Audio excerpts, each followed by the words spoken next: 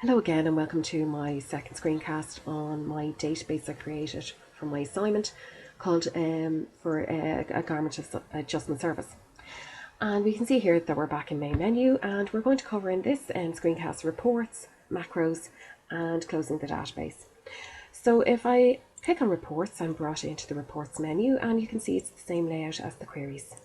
And if I click on client tailor frequency, we're brought into a report, and you can see this is a nice user-friendly way of looking at the data.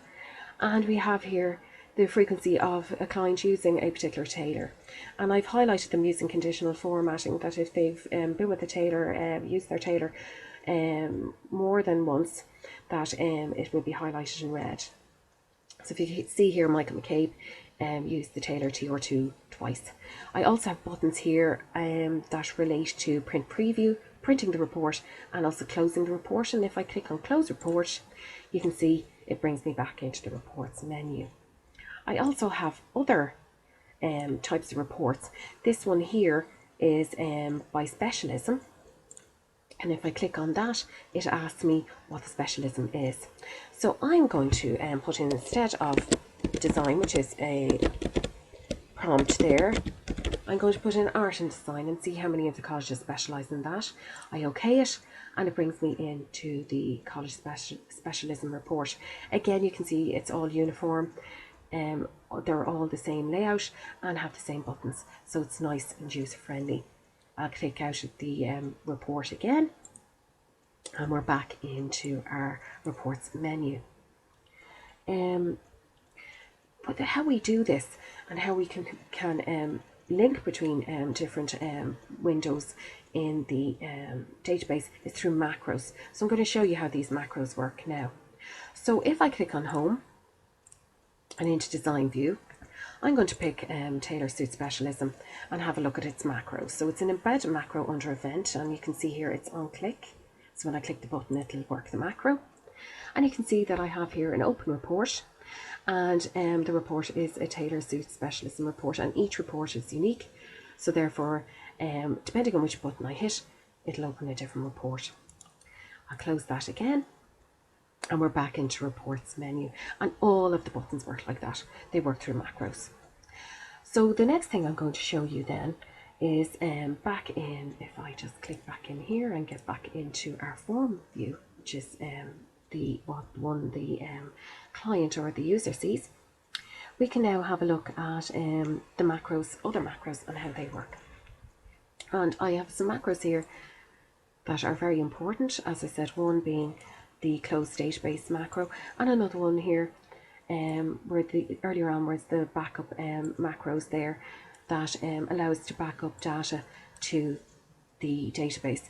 Now normally in the database you would actually back up to a different database, but for the purposes of my assignment I put them in the same database. And what that means is that each time when we save our database, it's going to back up the most important tables. So we're going to have a look at that macro now. So I'm going to go back to main menu, and you can see here close database here, but I'm going to show you the macro first. So into design view, click on close database and click on the embedded macro. This is a sub macro, and there's two warnings on it here, because I have actually removed the set warnings. And the reason I did that at the start and then reactivated them at the end is that there's 6 tables being backed up, and it would be actually a very lengthy process when somebody closes the database to be asked 6 times, do you wish to back up the table? So I wanted this to be an automatic feature, so that's why I switched off the warnings but switched them back on again at the end to make sure that they work for everybody else. So this is actually a macro that's linked to the button, but you can see here there's actually a macro running within that. So I'm going to close that and show you that macro. So if we go down to the bottom here, you can see it's listed here as a macro, and if I go into design view of that, you'll actually see better what I mean by the 6 tables. So you can see here 1, 2, 3, 4, 5, 6 tailor query tables are going to be created. Well, queries first, and then they will create a table. And you can see here I have a message to let the person know that when they're closing the database that the files are backed up, and thanking them for using the database. And there we can see our close database command. So if I close that, we can actually have a look at this in work. So I'm going to close the database now. And all of this is working in the background, all the backups. And you can see here that the message box, as I mentioned just a moment ago, is displayed. So I'm going to click on OK. It's going to close the database, and I'm going to actually reopen it again. And we can see that we're back into the database again, and we have our backups and everything there.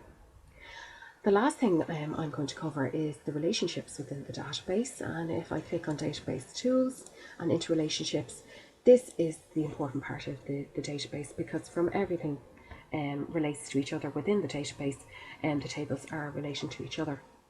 You can see here that we have connections, and this is a one-to-many connection. And what it means is that the primary key here of garment ID, which is unique, there can only be one garment within the garment table.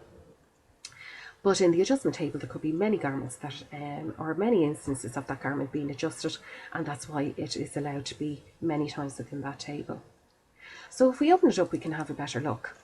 And here you can see garment table, garment ID, and that's the one-to-one relationship. And here this side, adjustment to garment ID, is the many. So that's the table, and that's the related table. There's also these features here, enforce referential integrity, and what that means is if something is deleted with the primary key, it has a primary key in it, that it's deleted throughout the database as well. And what this means here, cascade update related fields, that if something is changed within a particular field, throughout the table those changes take place, or sorry, throughout the database these changes take place. And obviously with deleted, it means if anything's deleted, then it's also, it's like cascading, as they say, a feature that it goes throughout the database. Again, you can see here the one-to-many relationship. And if I OK that, we're back into our relationships. And you can see how everything is connected to each other throughout the database. But there are simple tables here as well that are just used for lookups. And if I close that, I'll show you exactly what I mean. If I click in here and go into county, and if it'll open today for me, thank you. And we can see here the county table just has counties, nothing else. And why I use that is for lookups, because it's information that is repeated again and again throughout the database with the addresses. And rather than the user having to type it in each time, they can use the lookups to enter the data. And you saw that actually in my first video in the client form. And if we look here, you can see that that we have our 32 counties. And the idea of this is not only is it handier, makes things faster when you're entering data into the database, but also it cuts down on problems with misspellings or any other problems like that. Because with the best will in the world, people will try not to make mistakes, but we're only human and these things can happen. So this is a way of ensuring that the integrity of the database is upheld. Just cuts down on problems that might happen later on. So I'm going to close that, the county. And you can see here, as I said, all the other tables are here too. And the backups of the 6 main tables I did for my assignment. You can see here within the queries, there's the backup queries here. And throughout, there's also the amend client mobile number there. And down here we have forms. And finally reports with our macros at the very bottom. And the idea of all that is that this is all the information that's actually contained in the database, but the tables are the essential component.